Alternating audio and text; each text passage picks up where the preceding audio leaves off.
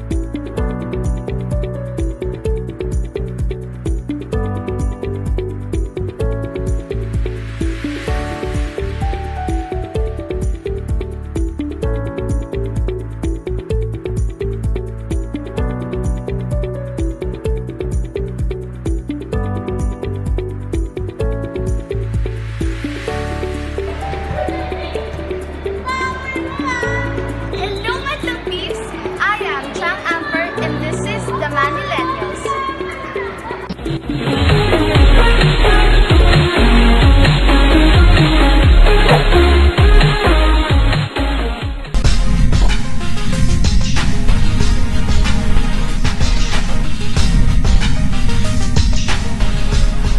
Today, we're gonna talk about one of the most prominent people in our Philippine history. Dr. Jose Rizal was born on June 19, 1861 in Calamba, Laguna Province, Philippines. He is a brilliant student who became proficient in many languages. Dr. Jose Rizal studied medicine in Manila but traveled to Spain to complete his medical degree.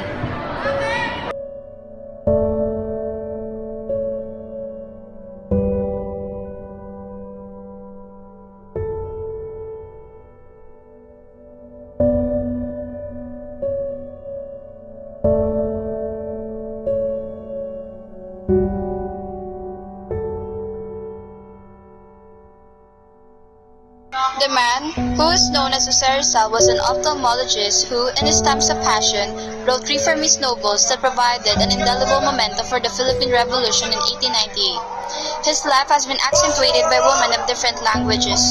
He left Leonor Rivera, his childhood love, when his family sent him to Europe for further medical studies, only to fall in love with a German dame in the person of Josephine Bracken. When he visited Japan in 1888, he wrote a woman named Osei-san about the equation of her beauty and that of the blooming sakura. There were other women. Some of them were kept in secrecy along with Jose's indecent encounters while sojourning with other ilustrados who established relationships with women of Europe lineage. His looks were ordinary, Filipinos in fact, felt deceived when he once came home and packaged himself as Dr. Aleman. But he was gentle and perhaps romantic, that an heiress to the incredible fortune of Francisca Gonzaga and Gregorio Jalandoli fell in love with him.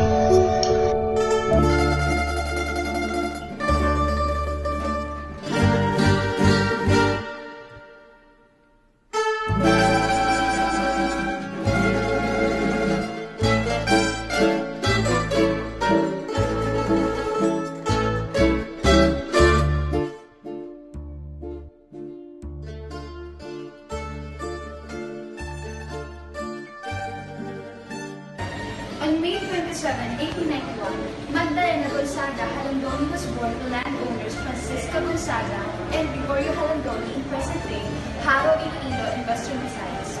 When she was 2, her father died, so she and her brother Luis were raised by her mother.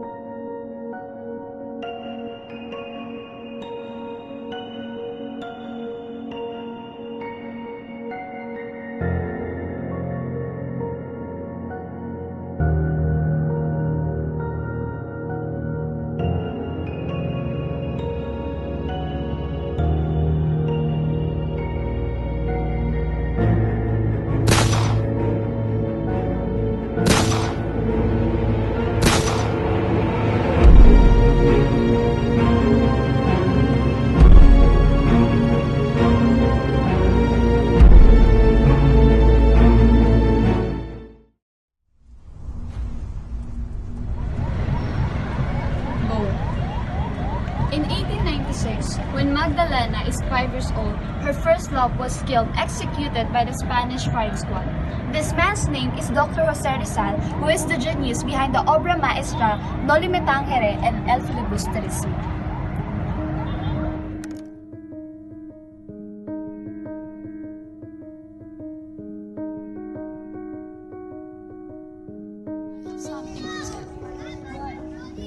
Rizal was dead.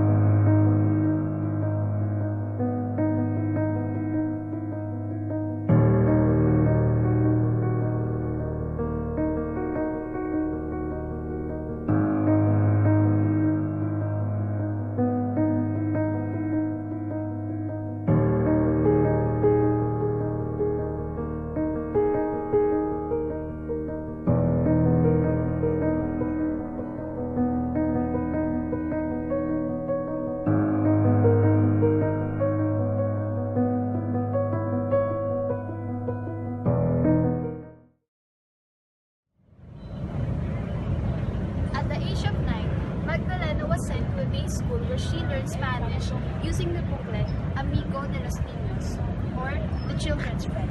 She was then transferred to Colegio de San Jose, where her mother Francisca believed she didn't learn much even though she's the class capitana or the valedictorian.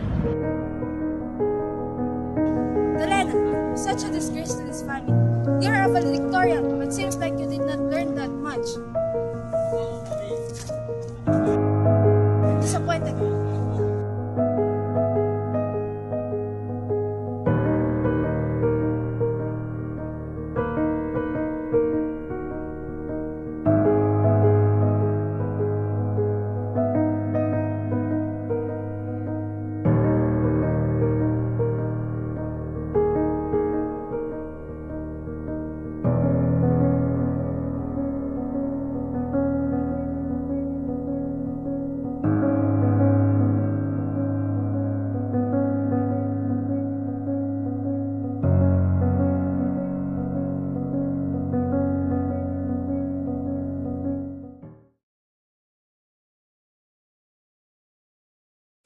A man that she will marry must write the toga within the year.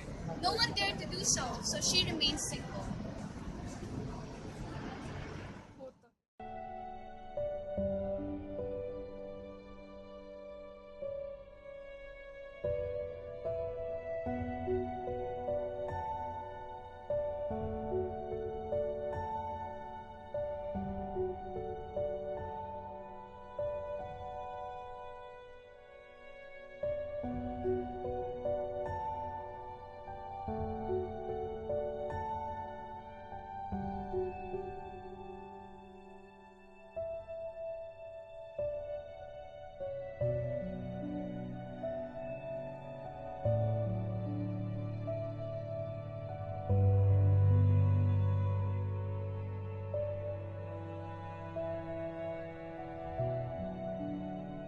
Oh dear Magdalena, just tell me, I will do everything just to marry you. I will only marry you if you write a poem every day of the year.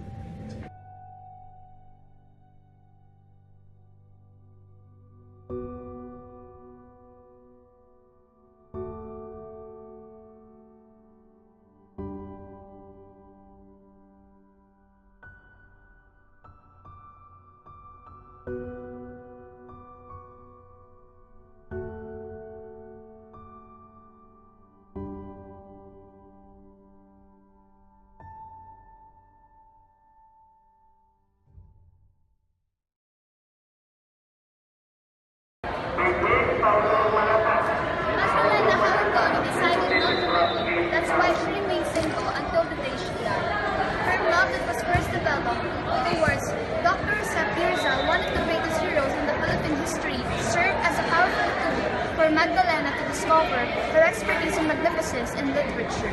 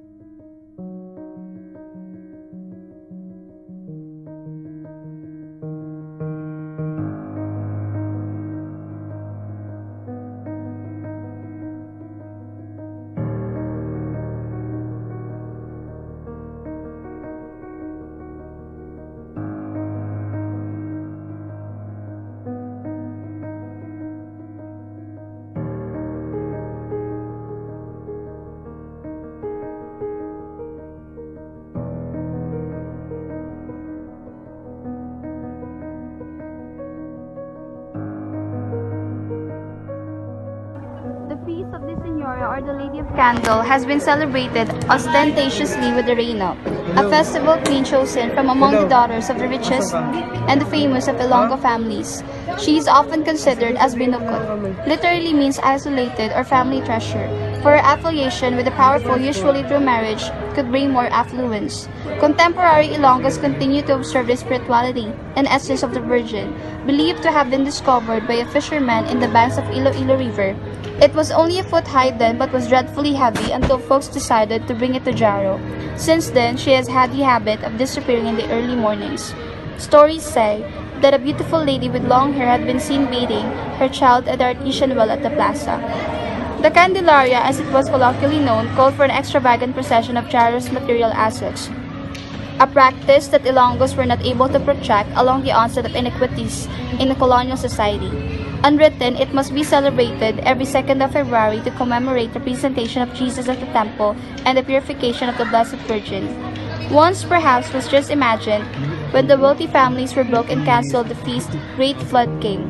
The lineage, wealth, opulent lifestyle, and prominence of affluent personages of Jaro largely contributed to the glory of Iloilo as the Queen City of the South. In its streets figured the gem bath mansions of the Lopezes, Montinolas, Ledesmas, and of course the Jalandolis. But the heirs could only imitate the arrogance of colonial models that Jaro lost from the track of development and progress. In Magdalena's most provocative novel entitled Bonita Cruz, the protagonist falls in love with Elias, who is a poor choir master killed in the revolutionary movement against the Spaniards. On the 70th anniversary of her first love's death, Magdalena wrote about an undying love, whether filial, agape, or eros. It was a passion toward the country, finding golden meanings out of its centuries of peace. From her glass windows, Magdalena might have had internalized more than ever her life role of a binukod, isolated and untouched.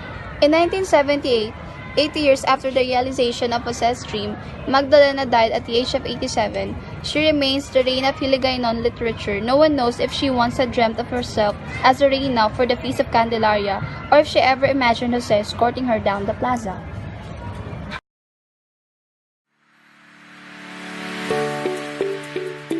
What have you learned from the story of Magdalena Jalandoli, and what can you say about her undying love for Dr. Senza?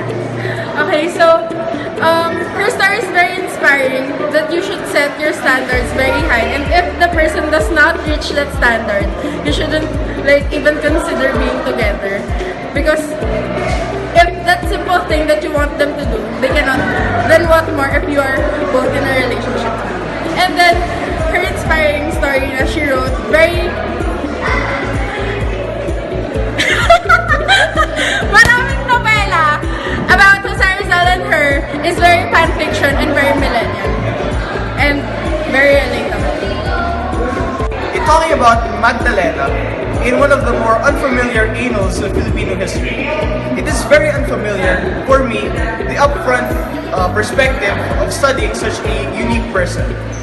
It is actually the first time I thought about or actually encountered Magdalena. Now, in encountering Magdalena and in reading her essays, her background, her biography, it strikes me that someone as unique as Magdalena isn't really familiar to most Filipinos. However, I believe that books like this, essays like this, excerpts, encounters such as this one, help make an unknown topic more familiar, not only for Filipinos such as me, but for us represent our culture on the world stage. So what do I think about Magdalena? Magdalena is a silent person in Filipino history, yet is the very foundation of not only our culture, but our society. That is all. Isa sa mga natutunan ko kay Magdalena is kapag pwede pala yung pag nagmahal ka, isa lang hanggang dulo, kahit parang hindi siya possible.